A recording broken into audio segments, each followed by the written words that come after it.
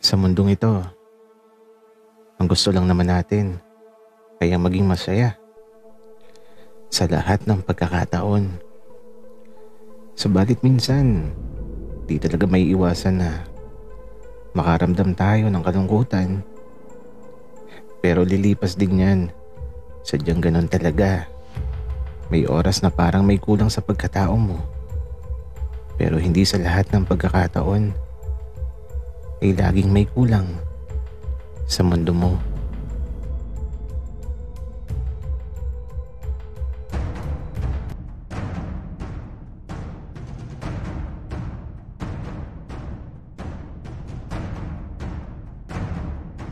Kaibigan, huwag mong kalimutan mag-subscribe sa aming channel at huwag din kalimutan i-click ang notification bell at subscribe button. Subscribe na!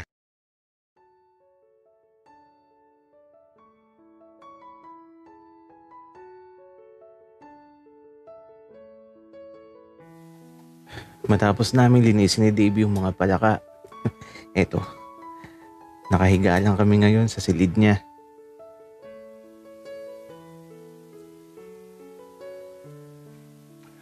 Maki, alam mo, si Kuya, kahit lumaking mayaman, hindi siya maarte.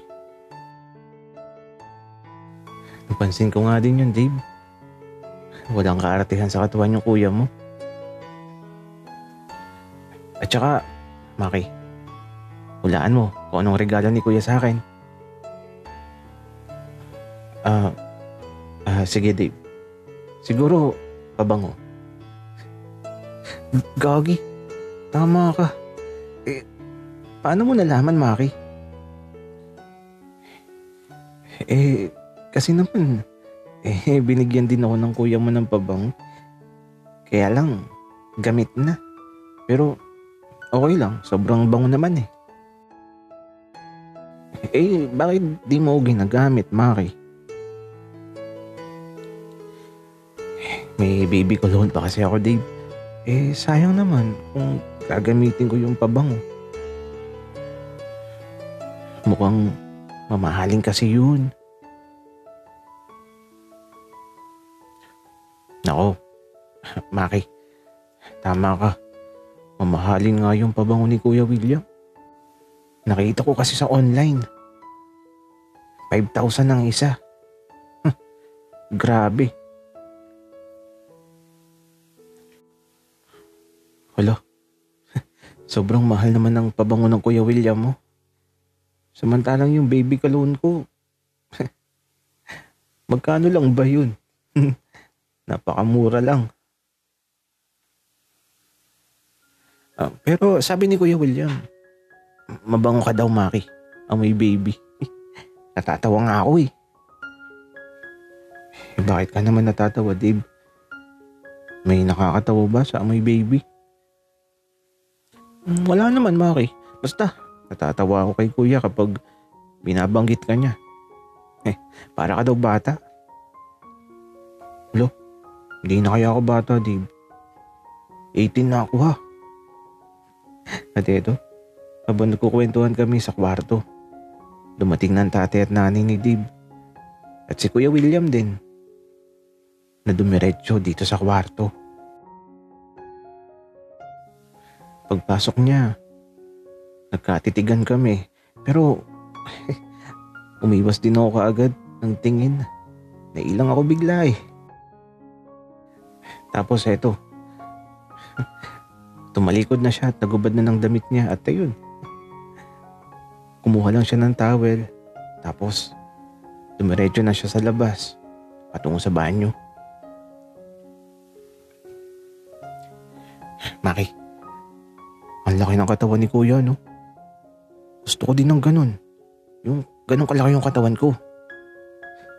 Oo nga, Dave. Ang laki ng katawan ng Kuya William mo. Pero, ayoko na maging ganun ang katawan ko.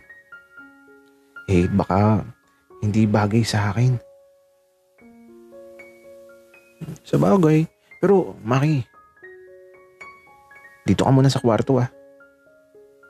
Tutulungan ko muna si tatay sa pagluluto. Okay. sige. Wika ko naman kaya ito.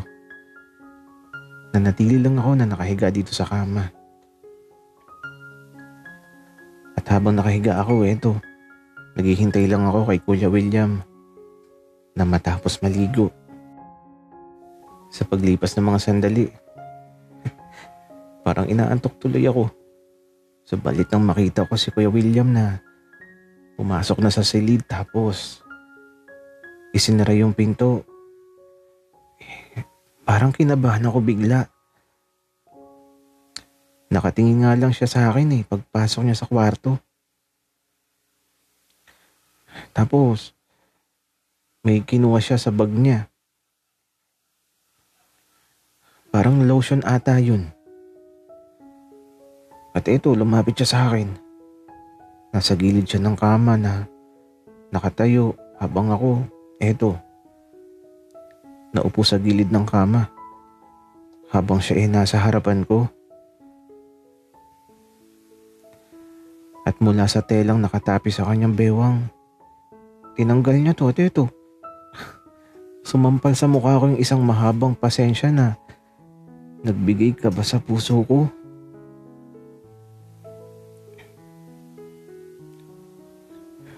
Baby Maki, alam kong gutom ka na. Kainin mo ng luto ng langit para sa'yo. Opo Kuya William. Maki, gising na. Uy, Maki, gising na. Magtatanghalian na. Gising na dyan. Sa pagmulat ko ng mga mata ko, gagi, panaginip lang pala. Ano bang panaginip yun? Bakit ganun? Bakit pa pumasok sa panaginip ko ang mga ganung bagay? Buti na lang at panaginip lang yun. Muntik na talaga akong mapasubo.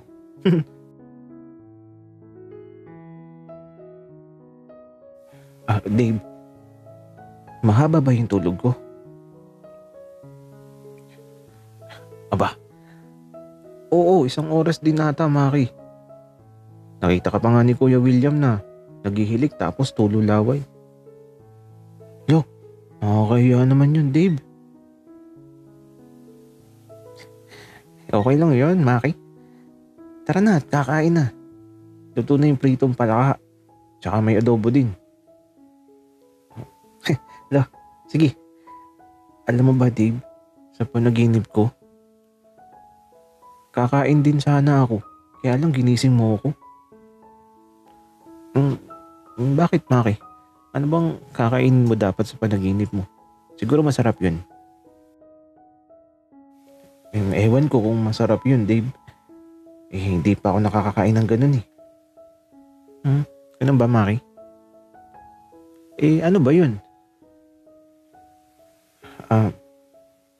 Basta. Mataba, Dave, tapos mahaba. Hulaan ko, Maki. Siguro Spanish bread o kaya naman long bread. Dave, ano yung long bread na yan? Ngayon ko lang narinig yan. Ano ba kasi, Maki, yung kakainin mo sa panaginip mo? Oh, anak, mamaya na kayo magkwentuhan. Maupo na kayo dito para makakain na tayo. Wika ng tatay ni Dave. Kaya naupo na kami sa pagkainan. Pati yung palaka na prito. Ang sarap pagmasdan. Nakakagutom talaga. Nahihiya akong maunang kumuha. Hindi pa kasi kumukuha si Kuya William. Kaya nang kumukuha na siya, nagulat ako kasi naman. Dito niya nilagay sa plato ko yung kinuha niya. Tapos, nginitian niya lang ako. Kaya ewan ko ba. Pero, nahihiya ako.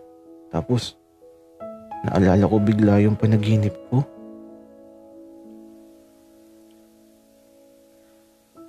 What if mangyari talaga yun?